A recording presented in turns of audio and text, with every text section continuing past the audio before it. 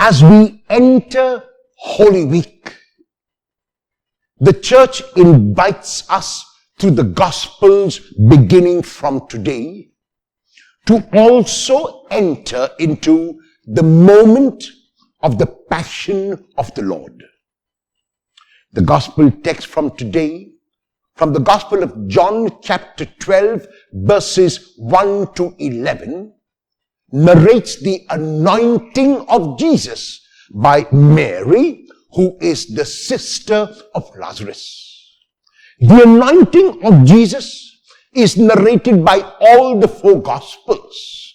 Luke narrates it in chapter 7, verses 36 to 50, that is within the ministry of Jesus, when an unnamed woman who is identified by Simon as a sinner anoints the feet of Jesus.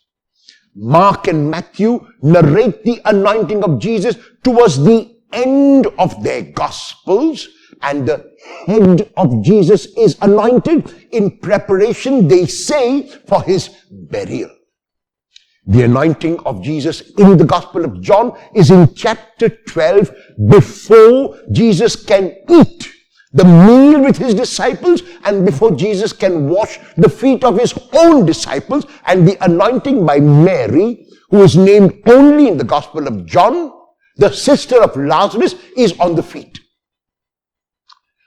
Mary realizes that Jesus is Lord. Mary realizes that Jesus has been misunderstood.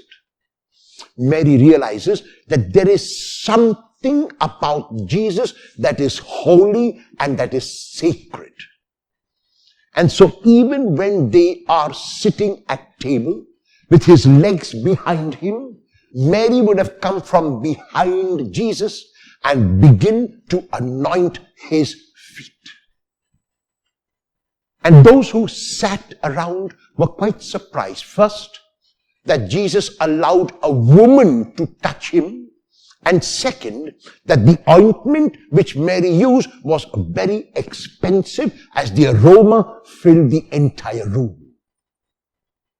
Judas Iscariot, who later, we will be told, betrays him, is the one who objects because he thinks that the ointment is too expensive.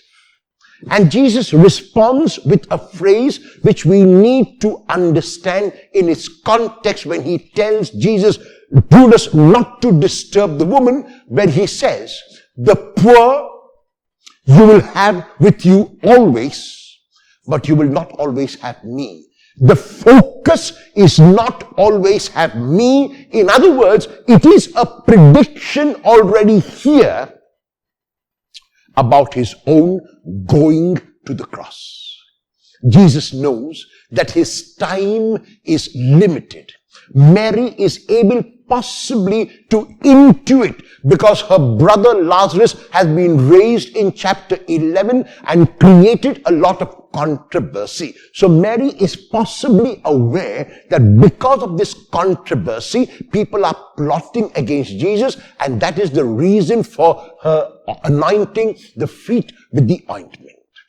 Jesus, however, is aware of this and asks his disciples to look beyond. Not to get caught up with simply the noun, but to also be able to look beyond and to see in the gesture of Mary her generosity, her love. How do I show my love for the Lord? Will I do it by showing it tangibly to at least 3 persons today?